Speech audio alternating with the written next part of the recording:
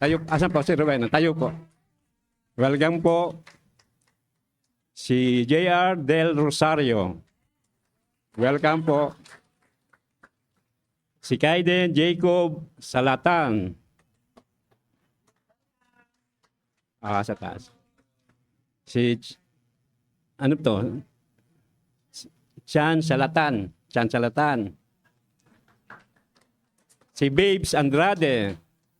Si Babes. Welcome po. Si Kayla Espiel. Kayla. Amen. Welcome po kayo sa JF Antipolo at nawa po hindi po ito ang una at huli niyong pagdalo dito. Ang tinataas po namin dito sa JF Antipolo ay ang Panginoong Hesus. Hindi po relihiyon, kundi ang Panginoong Hesus na siya ang Diyos at siya ang tagapagligtas. Amen po? Sige po. At ganoon din po pala, binabati ko po ang kapwa ko katatayan, mga tatay. Happy birthday po. Ay, happy birthday. Happy Father's Day po. Nawa po ang patuloy na kalakasan ng Panginoon, ang kanyang karunungan ay sumaatin para parehas upang patuloy nating magampanan ang ating mga tungkulin bilang mga ama ng tahanan. Patuloy nating maakay ang ating pamilya sa pananampalataya. Ganun din ang sa ating paglilingkod. Amen po? Sige po, tayo po ay dadako na sa ating pag-aaral.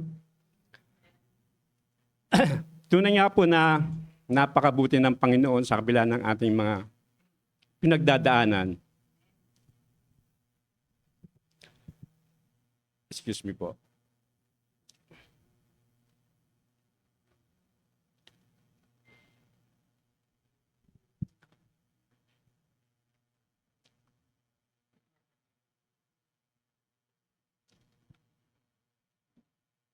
Ang tanong ko nga lang po, bago po ako mag-umpisa ay, naka-move on na pa po tayo? Hindi po madali mga kapatid. Kaya po patuloy po tayong manalangin. Patuloy po tayong manalangin na malalampasan natin lahat.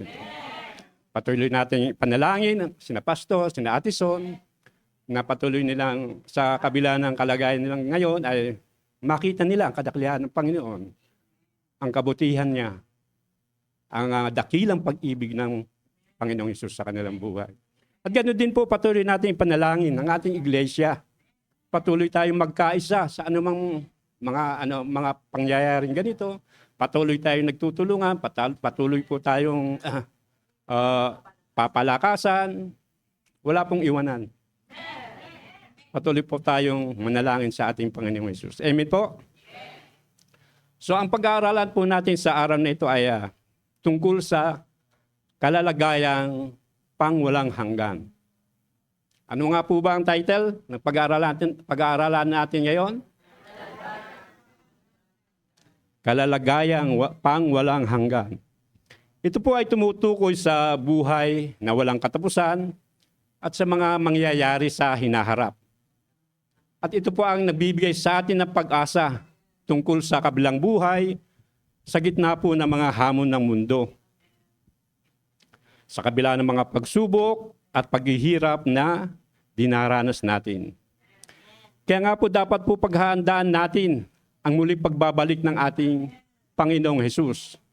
Madatnan niya tayo na patuloy na nagtatapat at sumusunod sa kalooban niya hanggang po tayo ay nabubuhay.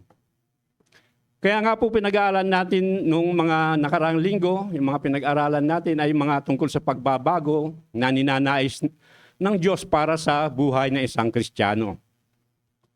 Dahil may mga babala po kung hindi tayo mababago. Ano nga po yun? Ihiwalay ng Diyos ang mga hindi nakabalik sa Kanya dahil tuluyan na siyang mawawalay sa layunin ng Kanyang pagkalikha sa atin. Na makapiling siya sa walang hanggan. Hindi po sapat na sumasampalataya lamang sa Panginoon Hesus na wala namang gawa, na wala naman pong pagbabago na nakikita sa atin. At madali pong sabihin na Kristiyano. Ano po? Madali pong sabihin na Kristiyano tayo. Nagsisimba tayo tuwing linggo. Nagbabasa tayo ng Biblia. Pero ang tanong, sumusunod ba tayo sa Diyos? Sa pinag-uutos niya? Namumuhay ba tayo na may kabanalan? Iniwan na ba natin yung mga dati nating pagkatao? Ang ating mga bisyo? Ang ating mga pagsisinungaling? Pagmamataas? Tandaan po natin na ang babalikan lamang ng Panginoon Hesus ay yung mga tunay na nanampalataya at naiwangis sa Kanya. Maraming tao po ang takot mamatay. Natatakot sa kamatayan. Di po ba? Sinong hindi takot ditong mamatay? Ayun, nag-iisa. Nag-iisa lang po siya. Hindi natatakot. Dahil marami po sa kanila ay hindi alam kung anong mangyayari pagkatapos nilang mamatay. Ang alam nila ay pag namatay sila ay it's either langit or impyerno ang magiging destinasyon nila, di po ba? Yung iba nga po ay nagsasabing sa purgatorio pa mapupunta. Wala pong sinasabi ang Biblia na may purgatorio, mga kapatid. May narinig pa nga po ako na sa ibang sekta po ito na kapag namatay daw ang isang tao, ay doon muna siya ilalagay sa isang prison cell. Doon muna siya ikukulong. Habang inaantay daw nila ang pagdating ng Panginoon Hesus, habang para sila ay hatulan. Yung iba naman ay sinasabing pagkatapos mamatay ay gumagala pa daw yung espiritu dito sa mundo. Namamasyal pa. Nagpaparamdam pa. Lalo na daw yung mga may naiwan na mahalagang bagay gaya ng kayamanan na hindi raw nila naipagbilin. Nagpaparamdam pa daw po sila. At ang lahat pong nais na mamatay ay nais na mapunta sa langit. Kahit na nga po yung mga masasama eh. Kaya nga po pagkamatay ng mga tao ay nagpapadasal pa. Pasyam, may 40 days. Di po ba? Ang hindi nila alam ay hindi na po mababago ang lahat. Wala na pong mababago. Dahil hatulan sila kung ano ang kanilang ginawa nung nabubuhay pa sila. Kaya ito po ang ating susuriin kung ano ang magiging kalagayan natin sa walang hanggan ayon po sa salita ng Diyos. Ano nga po ba ang magiging kalagayan ng bawat nilikha sa walang hanggan? Tayo po mga born again ay merong tiwala na maganda ang kawawakasan natin sa kamay ng Diyos dahil nanampalataya tayo. Nawa nga po ay naipamumuhay natin ang pananampalatayang ito upang magkaroon ito ng kabuluhan pagdating ng kahatulan at walang hanggan. So atin pong suriin ang sinasabi ng Diyos tungkol sa wakas na ito upang matiyak na tama ang ating tiwala at paniniwala upang walang mabigo at masipayo pagdating ng wakas. Basahin po muna natin ang pahayag 20, talatang 1 at 14 hanggang 15. Sige po, basahin po natin. Ready? 1, 2, read.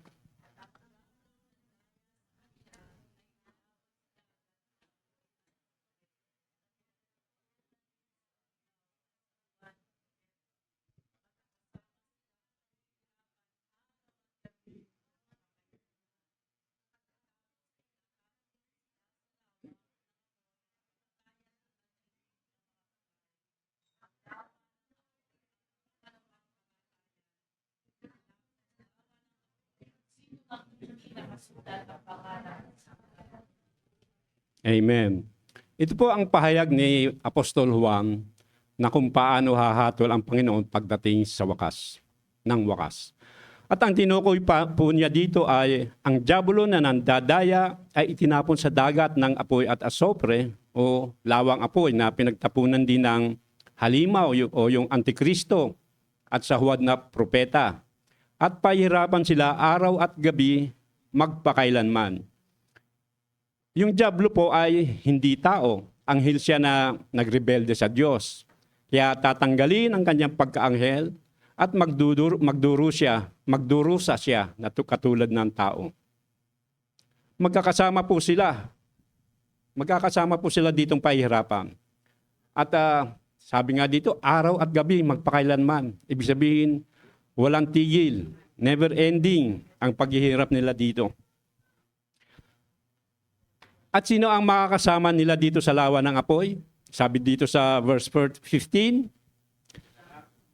itinapon sa lawa ng apoy ang sinumang hindi nakasulat ang pangalan sa aklat ng buhay. Ang aklat ng buhay po ito ay ang listahan ng mga taong naililigtas na kakaunin ng Panginoon. Pero pwede pong mabura ang pangalan mo dito kung magpapabaya tayo at hindi magpapatuloy sa ating pagsunod sa Panginoon. Hindi po ibig sabihin na nakalista ka na ron, forever na yon. Hindi po, pwede pong mawala pa rin ang ating pangalan doon. Amen po? Kaya nga po dapat kung tunay tayong talagang mananampalataya, ay manatili tayong tapat sa ating pananampalataya dahil kung hindi po ay hahatulan po rin din po tayo. Maliwanag po na sa wala ang ating pangalan sa aklat ng buhay, ay hahantong tayo sa lawa ng apoy. O ito yung tinatawag na pangalawang kamatayan, kasama ang diablo, huwad na propeta, at lahat ng hindi nakasulat ang pangalan sa aklat ng buhay. So inilalarawan po dito, yung ating binasa, ang kawawakasan ng mga nilikhang mahihiwalay sa Diyos. Sino-sino po ang mga ito? Ano ang kanilang ginawa? At humantong sila sa ganitong kasawian sa kamay ng mahabaging Diyos. So yan po ang sasagutin natin mamaya-maya po. So ano po ang kahihinatnan ng mga nilikha sa pagdating sa walang hanggan? Ano po ang sasapitin nila? Una po, mahihiwalay ang lahat ng mga hindi sumampalataya at sumunod sa Diyos. So pagdating sa walang hanggan, mahihiwalay ang mga nilikha ng Diyos na hindi sumunod sa Kanya. Makalangit man o makadaigdig ang mga tao. Ibig sabihin, yung mga anghel man ito o kaya yung mga tao, yung makadaigdig. Bagaman at nilikha ng Diyos ang mga anghel at mga tao para makapiling niya sa walang hanggan, mahihiwalay ang mga ito sa Diyos kung sila ay naghimagsik at hindi nagbalik loob sa Kanya. Sa mga tao, ito ang mga hindi sumampalataya sa Diyos at sa Panginoong Jesus. So malinaw po yan. Yung mga Elohim, mga anghel na naghimagsik at hindi nagbalik loob sa Diyos, hahatulan din po sila. Ganon din mga tao na hindi sumampalataya sa Diyos at sa Panginoong Jesus. So una po, kapwa hahatulan ang mga Elohim at mga tao. Kapwa hahatulan sila. So basahin po natin yung Isaiah 24, 21 to 23. Sige po. 1, 2, read.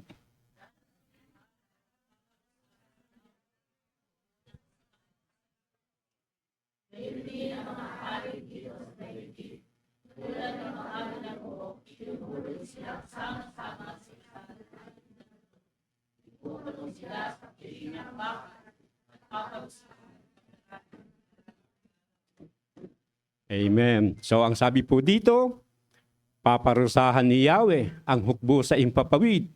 Gayon din ang mga hari dito sa daigdig. Pansinin po natin na magkaiba ang level nila.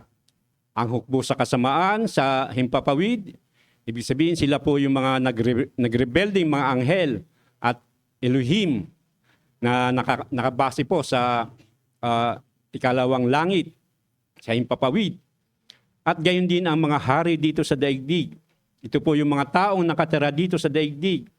Mga pinunuman na gumagamit ng kanilang kapangyarihan ng mali, ng aapi sa iba, na hindi nanampalataya at hindi sumunod sa Diyos.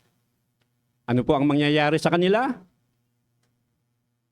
Tulad ng mga bilanggo, ihuhulog silang sama-sama sa isang malalim na balon. Ikukulong sila sa piitang bakal at paparusahan pagkaraan ng maraming araw. Magkakasama silang paparusahan. Yung mga Elohim, mga anghel at mga tao na hindi sumampalataya sa Panginoon. Bakit sila paparusahan? Dahil pareho silang naghimagsik sa Diyos. Kaya po ito'y nagsisilbi paalaala sa atin na lahat tayo ay may pananagutan sa Diyos. Walang kapangyarihan, spiritual man o makalupa ang maaaring magtagumpay laban sa Diyos. Ano pa po? Kapwa hahatulan ang mga Elohim at mga tao.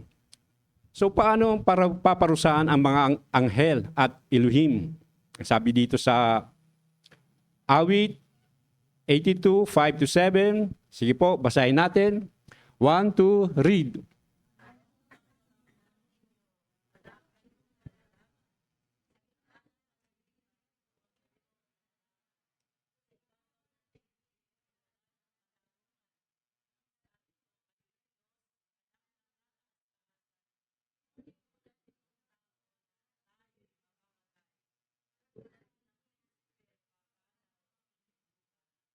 Amen.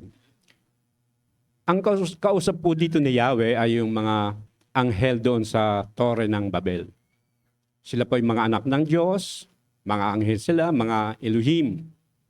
At binigyan po sila ng otoridad ng Diyos upang mamahala at pangasiwaan ang mga tao para nga po hindi tuluyang mapariwara at malayo sila sa Diyos. Kaya lang po, anong ginawa nila? Inabuso nila ang pribilehiyong yun na ipinagkatiwala sa kanila ng Diyos. Sa halip na ibaling kay Yahweh ang pagsamba, ito'y inagaw nila. Gusto nilang sila ang sambahin, hindi si Yahweh. Kaya po nagkaroon noon ng iba't ibang sinasabang Diyos ang bawat bansa, di po ba? Bawat bansa kasi pinaghiwa-hiwalay sila nung panahon ng Tore ng Babel. Dati iisang wika sila, pinakailaman sila ng Diyos, nagkaroon ng pinaghiwa-hiwalay sila. Kaya nga po, pinamahala ng Diyos ang iba't ibang mga Elohim na pamunuan ang mga iba't ibang wikang ito, iba't ibang bansa. Pero inagaw nila ang pagsambang yon. Sila ang nais sambahin. Sila ang sarili nila ang gustong nais nilang sambahin ng mga tao. Kaya nga po, bawat bansa nagkaroon ng iba't ibang mga Diyos. Gaya lang po yan ng mga nasa posisyon sa gobyerno natin. Di po ba? Pinagkatiwalaan natin sila, pero anong ginawa nila? Kurakot dito, kurakot doon. Deliver ng maleta doon, deliver ng maleta doon. Dito. Di po ba ganun na nangyayari? Pero sabi nga, wag po tayong ma-stress doon. Bakit po? Dahil Diyos na po ang bahala sa kanila, sa kanilang mga ginagawa. May kahatulan po ang kanilang mga ginagawa. What they sow, they reap. Di ba pinag-aralan natin yon? Kung anong tinanim, siyang aanihin. Hahatulan po sila ng Diyos sa kanilang ginawa pagdating ng paghukom. So paano hahatulan ng Diyos ang mga anghel at Elohim? Mga espiritu po sila. Ang sabi dito sa verse 7, tulad nitong tao, lahat kayo yung mamamatay. Katulad din ng prinsipe, papanaw ang inyong buhay. Ibig sabihin po, tatanggalin ang kanilang pagkaanghel. Matutulad sila sa tao. Tatanggalin ang kanilang pagka-Elohim. Magiging mortal sila tulad natin, tulad ng tao. Hindi na sila, wala na yung pagka-anghel nila. Babakbakin po yun, tatanggalin ng Diyos. Ipinakikita nito na pantay-pantay ang lahat sa harap ng kamatayan at ang kanilang kapangyarihan po ay may hangganan. Pagdating ng wakas, hahatulan ang lahat ng mga nilikha. ang mga nilikhang makalangit na naghimagsik ay nahatulan na po at hinihintay na lamang ang panahon na sila ay itatapon sa lawang apoy kung saan sila mananatili sa walang hanggan. Nahatulan na po yung mga nagrebelde yung mga anghel ito at Elohim. At sila po ay nakabilanggo ngayon sa Tartaro. Ano pa po? Nahatulang maligtas o mapahamak ang mga tao sa kasalukuyang buhay. Ano ba yun?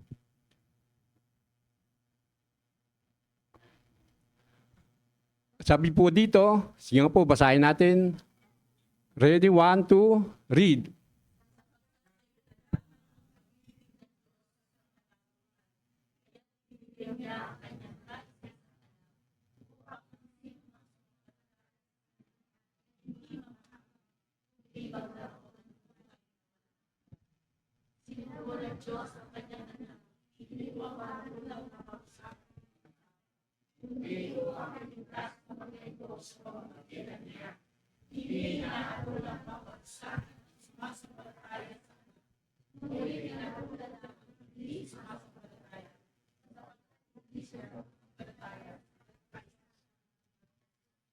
Amen.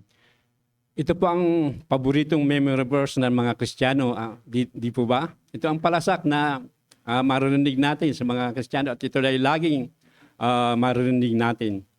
At pinahayag dito ng Panginoon Hesus ang kahalagaan ng pag-ibig ng Diyos sa sangkatauhan at ang kaligtasan na handog nito sa pamamagitan po ng kanyang bugtong na anak. Wala iba kundi ang ating Panginoong Hesus. Ipinapakita ng Panginoon Hesus dito ang lawak ng pagmamahal ng Diyos sa sangkatauhan sa pamamagitan ng pagsasabi na binigay na nga po ng Diyos ang kanyang bugtong na anak upang ang sinumang sumampalataya sa kanya ay hindi po maganap ang kaparusahan, kundi magkaroon ng buhay na walang hanggan.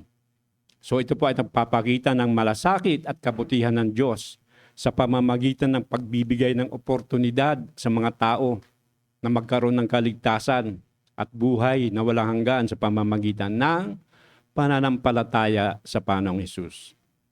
Ang tao po ay makasalanan kaya sinikap pa rin ng Diyos na tayo ay iligtas at makabalik sa Kanya dahil yun naman po ang layunin ng Diyos noon pa na makapiling tayo doon sa walang hanggan. Kaya pinadala ng Diyos ang kanyang anak dito sa mundo upang hindi hatulan, hindi humatol, kundi upang iligtas tayo. Naparito ang Panginoon Hesus na hindi para magdusa ang mga tao, kundi upang magdala ng kaligtasan sa pamamagitan ng kanyang sakripisyo at pagmamahal. Kaya nga po pinapahayag ng Panginoon Hesus sa verse 18, nung sabi dito, ang sinumang sumampalataya sa Kanya ay hindi hinahatulan, ngunit ang hindi sumasampalataya sa Kanya ay nasa ilalim ng hatol o hinatulan na sapagkat hindi sila sumampalataya sa Panginoong Hesus. Ito po ay nagpapakita ng kahalagaan ng pananampalataya sa Panginoong Hesus bilang daan tungo sa kaligtasan at buhay na walang hanggan. Hindi po tayo maliligtas dahil sa ating mga relihiyon. Di tulad ng sinasabi ng iba, di po ba? Marinig natin na maliligtas lang daw ang kanilang relihiyon. Kaya patuloy na nag-aanyaya na sumapi sa kanila. Ano po ang makakapagligtas sa atin? Ang ating relasyon sa Panginoong Hesus sa pamamagitan ng ating pananampalataya at pagsunod sa Kanya. At bakit po sila nahatulan? Bakit hahatulan ng mga tao? Bakit nagmamatigas pa rin sila? Sabi po sa John 3:19-21, ito po yung kasunod noon. Sige po, basahin po natin. 1, 2, read.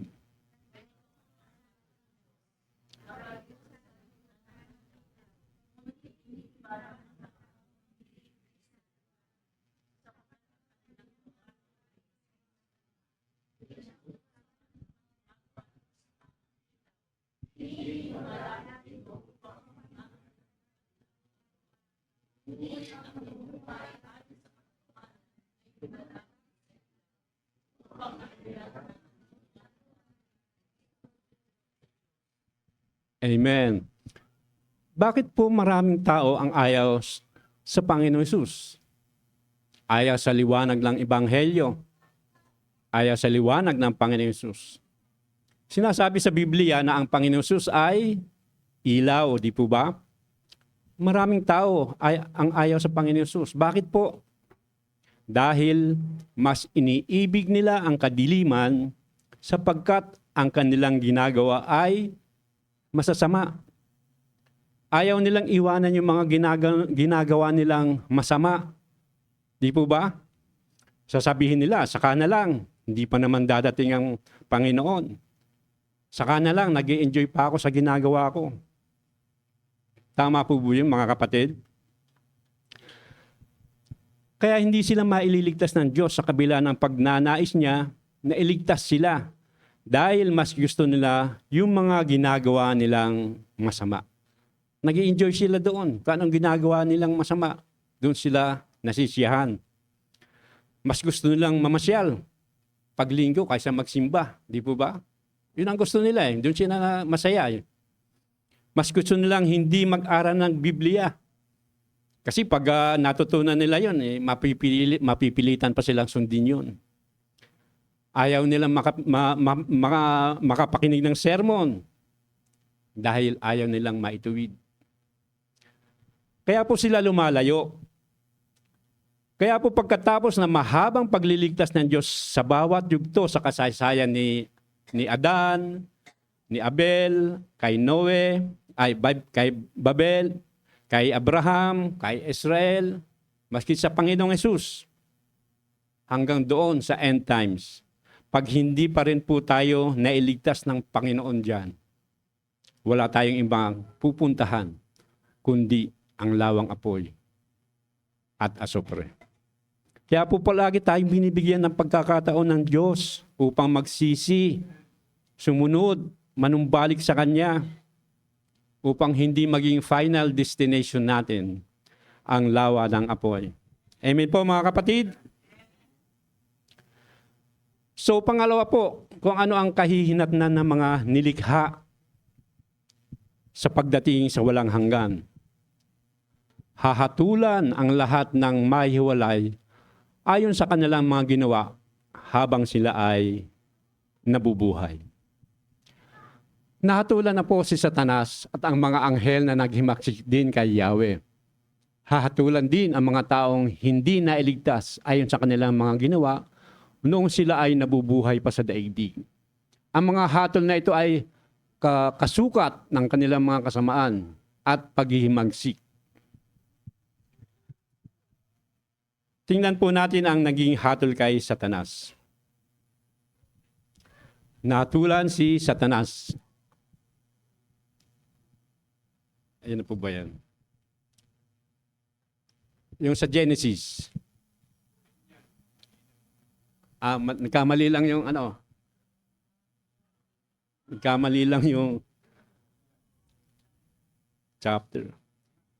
Yung aklat. Genesis po yan eh. Genesis 3:14-15. Sige po, basahin po natin sabay-sabay. 1, 2, read.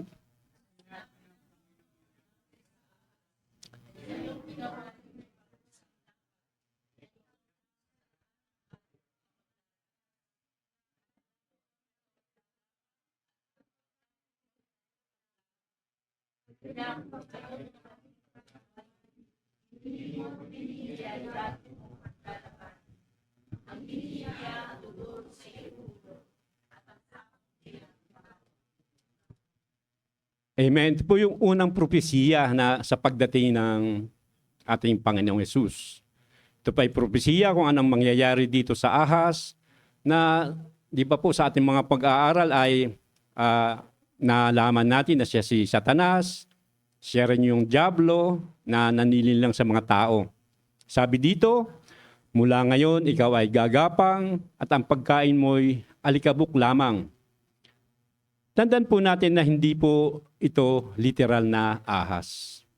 Inihahantulad lamang po siya sa ahas na siya itinapon sa lupa at inihula na darating ang Mesiyas.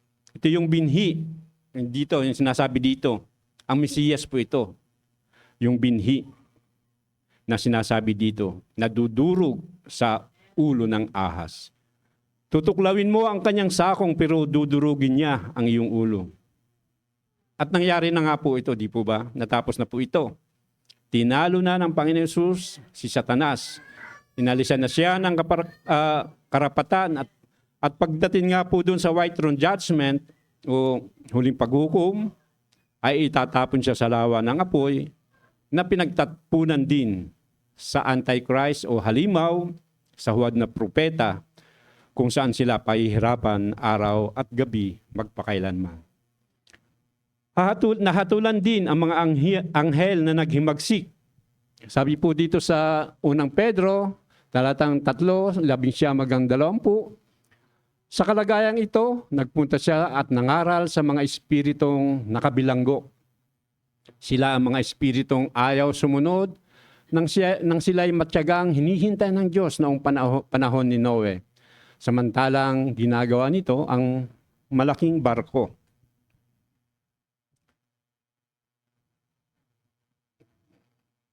Makikita po natin dito na nangyari ang kasalanan ng mga anghel na ito noong panahon ni Noe.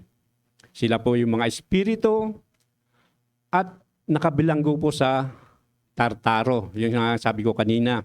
Ito po yung mga dito po binibilanggo yung mga naghimagsik na mga anghel at Elohim. Ito po ay salitang Griego. Kaya kasi po binasa natin sa saling Tagalog ay puro impyerno ang mababasa natin. Ang Tartaro, impyerno. Ang Hades, impyerno. At ang lawang apoy, impyerno. Tapos pag nag-aaway kayo, hindi kayo magkasunod ng iyong asawa, impyerno pa rin. Impyerno lang po. So sila yung mga espiritong ayaw sumunod sa Diyos na matyagang hinihintay ng Diyos. Ang tanong nga po meron bang kaligtasang inialok ang Diyos sa mga naghimagsik na ito? Sa mga naghimagsik na anghel? May inalok ba na kaligtasan ng Diyos sa kanila? Meron po. Kaya nga po sabi dyan matyaga silang hinintay ng Diyos na bumalik maging doon sa iba pang mga naghimagsik. Nag-aantay po. Inaantay lang sila ng Panginoon na bumalik. Di po ba? At ito po ay pinaliwanag din ni Judas. Hindi po to si Judas Iscariote. Ito po yung kapatid ng Panginoong Jesus. Sabi po dito sa Judas 1, talatang 6, basahin po natin. 1, 2, read.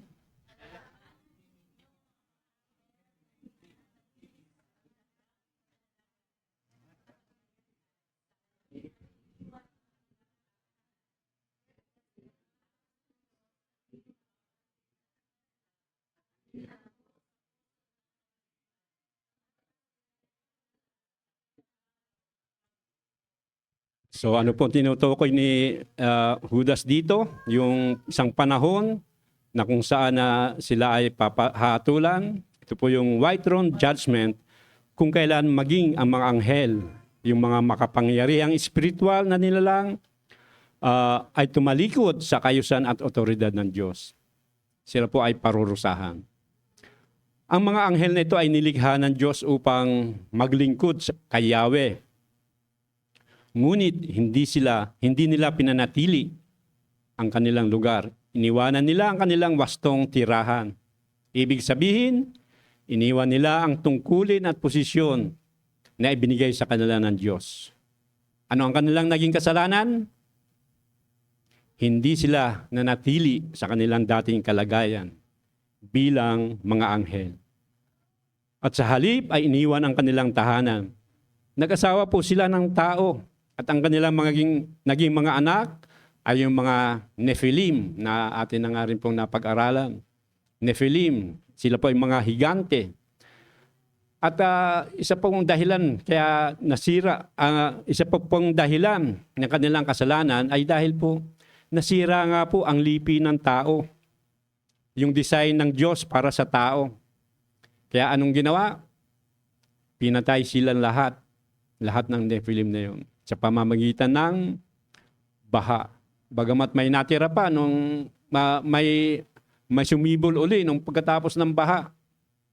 Pero pinatay pa rin silang lahat. Dahil ayaw nga pong masira ang lipi ng tao. Ayaw masira yung design ng Diyos para sa tao. At dahil sa kanilang paghihimagsik, ay hindi po pinalampas ng Diyos ang kanilang mga ginawa. Inalis sila sa kanyang presensya at kabutihan. Anong ginawa ng Diyos? Sila ay ginapos ng Diyos ng di mapapatid na tanikala. Ibig sabihin, kasi mga espiritu yan, di naman makayang ano yan, itali ng tanikala. Mga espiritu po sila. Ibig sabihin, sila ay nasa ilalim ng kahatulan ng Diyos. Ibinilanggo sa pusod ng kadiliman, naghihintay ng huling parusa doon sa araw ng huling paghukom o white throne judgment. Kaya po para sa mga Kristiyano ngayon, ito po ay seryosong paalaala na ang kasalanan at paghihimagsik ay hindi po maliit na bagay. Kung hinatulan ng Diyos ang mga anghel na hindi sumunod sa Kanya, ay tiyak po nahatulan din niya ang mga tumatanggi o mga hindi sumusunod sa Kanya. Pinapaalalahanan niya tayo na manatili na namumuhay sa ilalim ng pamamahala ng Diyos. Namumuhay na lumalakad ayon sa kalooban ng Diyos. Lumalakad ng may pananampalataya at patuloy na sumusunod sa Kanyang kalooban. Amen po mga kapatid? So, iniahayag ng mga talata ang nangyari kay Satanas, sa mga anghel sa panahon ni Noe, at malamang sa iba pang mga anghel na naghimagsik din. Alam natin kung ano kanilang naging kasalanan. Sila ay hinintay ng Diyos noong panahon ni Noe, ngunit hindi sila bumalik. At ito naman po ay para sa mga taong hahatulan din pag hindi bumalik. Ayon po dito sa pahayag 20:11-15, sige po, basahin natin. 1, 2, read.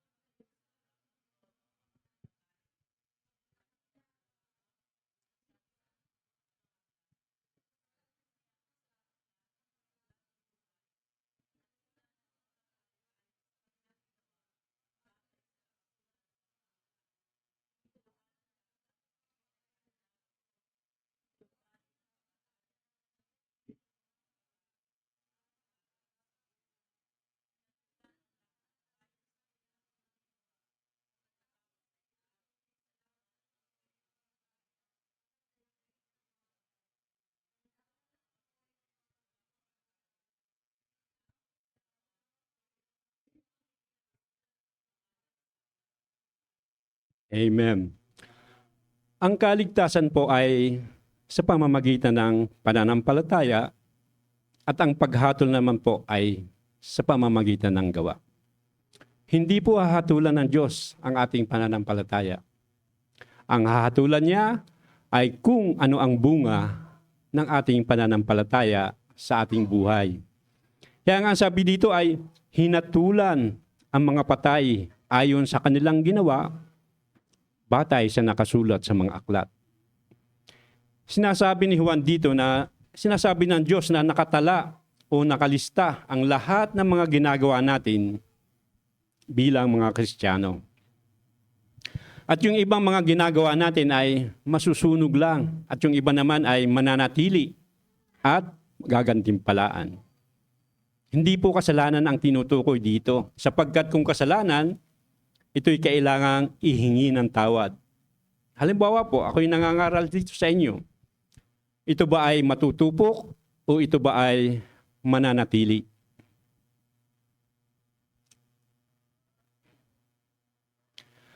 Kalilangan po kasi na Kristiyano tayo pero hindi tayo naglilingkod sa Panginoon. Kaya nga po hanapin po natin kung saan at paano tayo makakapaglingkod sa ating Diyos at sa ating kapwa. Hindi naman po kailangang andito ka sa harap para mangaral. Hindi naman kailangan andito ka sa harap para magpaawit.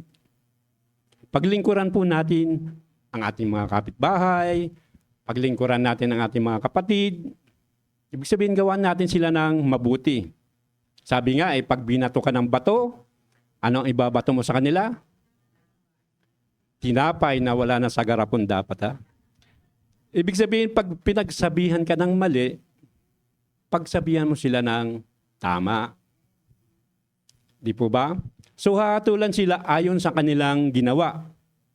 Itatapon sila sa lawa ng apoy ang sino mang hindi nakasulat sa aklat ng buhay.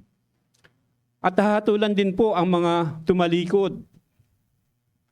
Hahatulan din po ang mga nag-backslide. Sabi po dito sa Ezekiel 18, talatang 21 hanggang 24, yung ano na lang po, yung nakadidalaw na po. Ready? 1, 2, read.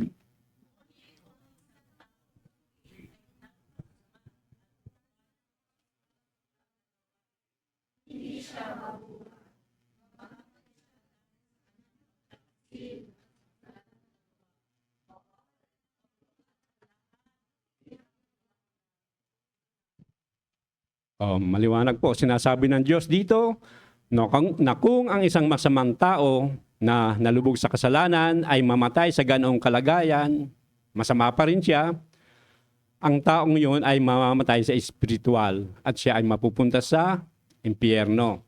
At sa kabilang banda naman po, ang isang taong matuwid at mamatay habang mamatay siyang matuwid ay mabubuhay sa espiritual at mapupunta sa langit. Gayunpaman kung ang isang matuwid na tao, isang matuwid, tumalikod sa kanyang katuwiran at maging isang masamang tao, at pagkatapos ay mamatay habang masama, ang taong yun ay mamamatay sa espiritual at mapupunta sa impyerno. Medyo nakakalito, di ba? Pero sundan nyo na lang po. Ibig sabihin dito, yung matuwid, naging masama, at nung mamatay siya, sa impyerno siya napunta, di po ba? Hindi po aalalahanin ng Diyos ang kanyang mga dating mabubuting gawa. Not counted po yung mga, di ba, mabuti siya. Mabubuti yung gawa niya nung una. Mawawalang bisa pa yon. Null and void, di ba? Kumbaga, wala na po, not counted yon. Mababaliwala yung ginawa niyang mabubuting gawa kung siya ay nagpakasama at namatay na masama. Hindi na balik. At sa kabilang banda naman po, yung kabaligtaran naman po, kung ang yung masamang tao ay tumalikod mula sa magiging masama, ibig sabihin naging matuwid na siya, at mamatay siya habang matuwid, ang taong yun ay mapupunta sa langit. Di po ba? Kabaligtaran eh. At kalilimutan ng Diyos ang kanyang mga dating masasamang gawi. Kalilimutan na rin ng Diyos yung mga dating masama siya. Di siyempre, masasama yung gawain niya. Kalilimutan na rin po ng Diyos yun. Baliwala na rin po yun. Kaya po napakahalaga kung paano natin tatapusin ang panahon habang tayo ay nabubuhay. Ang pagkatao natin kapag tayo ay namatay, ang siyang magtatakda kung pupunta ba tayo sa impyerno o pumunta tayo sa langit. Mali pong ipagpalagay na ang ating kaligtasan ay sigurado na kapag tayo ay unang naniwala sa Panginoong Hesus. Wala pa pong kasiguruhan yun. Pag naniwala lang tayo sa Panginoong Hesus. Palagi tayo magkakaroon ng kalayaan kasi na pumili at may kakayahang tumalikod sa paniniwala at pagtitiwala sa Panginoon. Kaya nga po kung tatalikuran natin ang ating pananampalataya at pagkatapos namatay tayo, saan tayo mapupunta? Sa lawa ng apoy. So ito po ang dahilan kung bakit tayo ay tinuturuang huwag humatol ng patapos. Kaya nating magpaumanhin, magpatawad, magtiis, sapagkat talos nating mayroong Diyos. Alam natin na mayroong Diyos na higit nakakaalam ng bawat isip at damdamin. Sa Kanya ay walang maililihim. Siya ang hahatol at ang hatol niya ay laging matuwid. So pangatlo po, ano ang kahihinatnan ng mga nilikha sa pagdating sa walang hanggan? Hahatulan din ang lahat ng maililigtas ayon sa kanilang mga ginawa mula nang sila ay manampalataya. So lahat naman ng mananampalataya at maililigtas ay hahatulan din ayon sa kanilang mga ginawa noong sila'y nabubuhay pa. Mula nang sila ay maging mga Kristiyano. Sila ay haharap sa hukuman ng Panginoon Hesus upang isulit ang kanilang naging buhay bilang mananampalataya. Ito po yung maggantimpala. Sabi dito sa 2 Corinthians 5:7-10, hahatulan din ang mga lingkod. Kasi nga po, basahin po natin. 1, 2, read.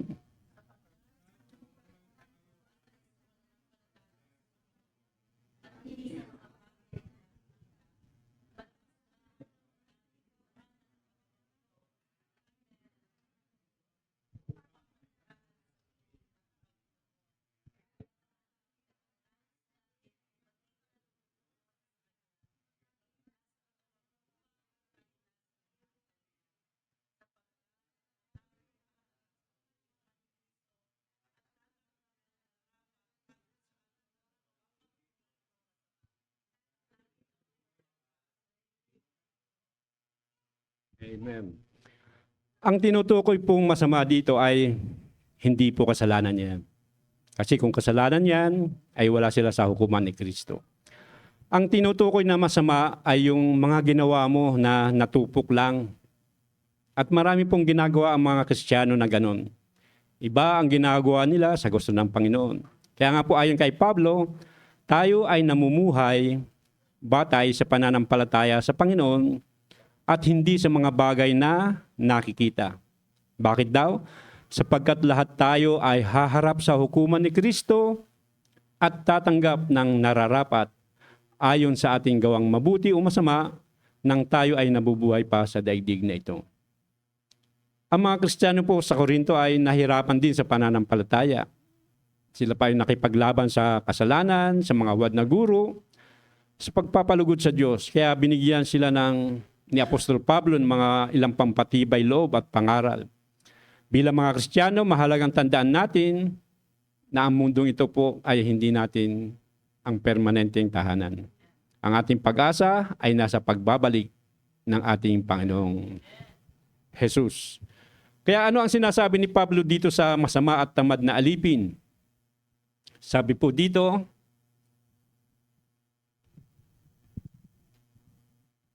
sa 26 na lang po, abo dito, sumagot ang kanyang Panginoon, masama at tamad na lingkod. Alam mo palang pinipitas ko ang bunga ng hindi ko tanim at inaani ang hindi ko inihasik. Bakit hindi mo man lamang binigay sa bangko ang aking salapi? Kahit paano'y tumubo pa ito. Ito po yung talinghaga ng 3 alipin. Hindi na po natin binasa lahat, mahaba po yun. Sabi dito, pagbalik ng Panginoon, ay sinulit niya yung binigay na puhunan, yung binigay na puhunan ng Panginoon sa kanila. At ito yung masama at tamad na lingkod. Wala siyang ginawa sa puhunang ibinigay sa kanya. Kaya nga po kung i-apply natin ito sa panahon natin ngayon, binigyan tayo sa mga Kristiyano po. Binigyan tayo ng kakayahan, pero hindi naman natin ginamit upang ipaglingkod sa Diyos. Binigyan niya tayo ng yaman, pero wala tayong ginawa para tulungan ang ating mga kapatid na nangangailangan. Ganyan po, parang ganyan po ang translation niya. Kaya ang sabi sa verse 30, itapon nyo sa kadiliman sa labas ang walang silbing taong yan. Dooy mananangis siya at magngangalit ang kanyang ngipin. Magiging walang silbi po tayo sa Diyos kapag hindi po natin ginagamit ang mga ipinagkaloob sa ating mga kakayahan para ipaglingkod siya Diyos. Lahat po ng Kristiyano, pinagkalooban ng kakayahan o talento. At sabi po, saan itatapon ang masama, tamad at walang silbing alipin? Sa kadiliman sa labas.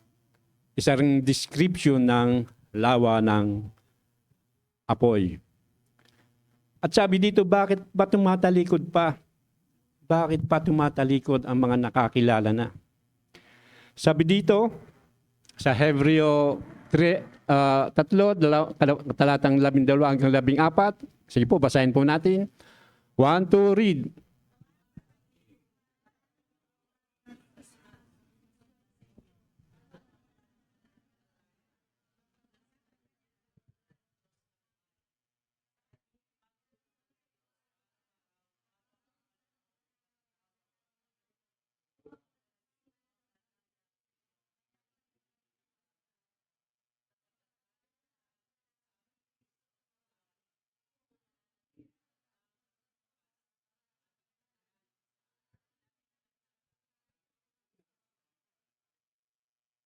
So makikita po natin dito ang proseso ng pagtalikod. Hindi naman ko kasi basta-basta tumatalikod eh. May proseso pa. Una, magiging masama. Magiging dapat masama muna. Yan po ang unang proseso. Yung sa halip na nagsimba, sumama siya sa barkada. Kahit na alam niyang kung ano ang kahinatnan niya. Nagsakit-sakitan ng araw ng linggo. Eh kung totoo naman nagkasakit, maunawaan nyo ng Diyos.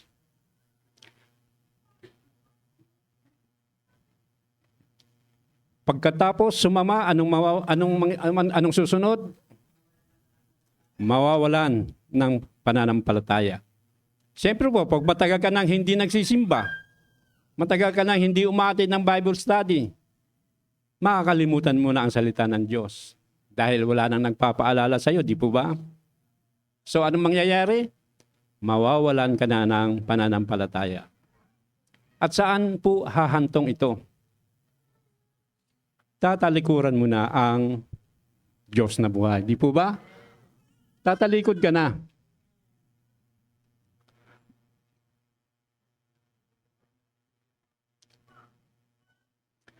Kung ano po ang pinagpapasyahan natin sa ating buhay, yun po ang naglalapit o kaya naglalayo sa atin sa Diyos. Yung mga pinagpapasyahan natin. Dalawang klase lang po. Ito yung maglalapit sa atin sa Diyos o ito yung maglalayo sa atin sa Diyos. Kung nagpapasya tayong huwag dumalo sa mga gawain, yun ang naglalayo sa atin sa Diyos. Di po ba? Ganun lang po kasimple. At sabi sa verse 14, na tayong lahat ay kasama ni Kristo kung mananatiling matatag hanggang wakas ang ating pananampalataya. Kaya nga po, paglaban po natin ang ating pananampalataya hanggang wakas. At ito naman po ang babala. Yung babala ito sa mga natuluyan ang tumulikod. Pero wala naman po dito niyan sa Jesus First Antipolo. Dahil wala na po nawala na sila Ayon po sa Hebreo 6, talatang 4, yung 4 and 6 na lang po. Sige po, 1, 2, read.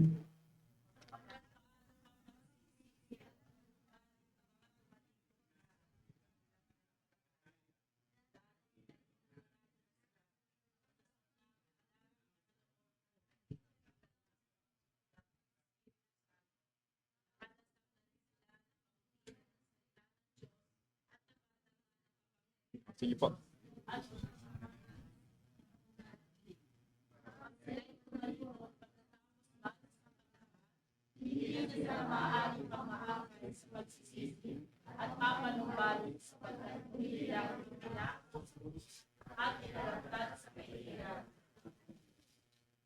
Ayan. Mga mananampalataya na po ito, tandaan natin. Kaya nga sabi ni Apostol Pablo ay, paano pa kayo magsisisi at babalik kapag tumalikod kayo? Naliwanagan na kayo, ang dami nyo na nang natutunan. At sabi sa verse 6, kapag sila ay tumalikod, pagkatapos malasap ang lahat. Ano pong lahat ang tinutukoy dito? Naliwanagan na sila, sabi diyan. Nakalasap na ng makalangit na kaloob at naging kabilang sa mga tumanggap ng Espiritu Santo. Nakalasap na rin sila ng kabutihan ng salita ng Diyos at nakadama ng kapangyarihan ng Diyos na lubusang mahahayag sa panoong darating. Nalasap na rin po, naliwanagan na po sila. Alam na nila. Tapos, tumalikod pa rin sila. Anong sabi ng apostol? Hindi sila maaari pang maakay sa pagsisisi at mapanumbalik sapagkat muli nilang ipinapako sa krus at inilalantad sa kahihiyan ng anak ng Diyos. At anong magiging hatol sa kanila? Inihambing ang mga tumalikod na Kristiyano sa lupain na tinutubuan ng mga damo at halamang matitinik. Anong klaseng lupa yon? Walang kabuluhan at nanganganib pang sumpain ng Diyos. Ito ay tutupukin sa apoy, sa lawang apoy. Mababasa po natin yan doon sa verse 8. So may panganib pong matindi. May panganib pong matindi ang pagpapabaya sa pananampalataya. Kapag napadala tayo sa akit at simbuyo ng kasalanan, magdadala ito ng pagtalikod ng tuluyan sa Diyos. Mayroong guhit ito kung saan hindi na nakakabalik pa ang tao sa pananampalataya. So ano po ang kahinatnan ng mga nilikha pagdating sa walang hanggan? Una po, mahihiwalay ang lahat ng mga hindi sumampalataya at sumunod sa Diyos. Pangalawa,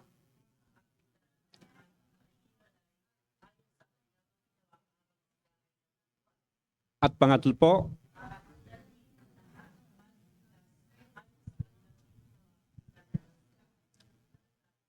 so sa ating pong pagtatapos, maliwanag po at payak ang plano ng Diyos para sa mga nilikha. Tao man o sa mga anghel. Nilikha sila upang makasama niya sa walang hanggan na banal at maluwalhati. Ito ang dahilan kung bakit inililigtas niya ang lahat ng bumabalik bago pa man igawad ang kahatulan. Ang mga bumabalik ay kanyang gagantimpalaan. Ang mga ayaw namang bumalik ay ihihiwalay at parurusahan sa lawang apoy. Ang kalalagayang ito ay pangwalang hanggan. Limiin po natin ang ating pananampalataya at ilapat dito ang ating isipan, damdamin at gawa. Sa gayon, wala tayong pagsisisihan pagdating ng walang hanggan. Purihin po ang Panginoon at maraming pong salamat sa inyo.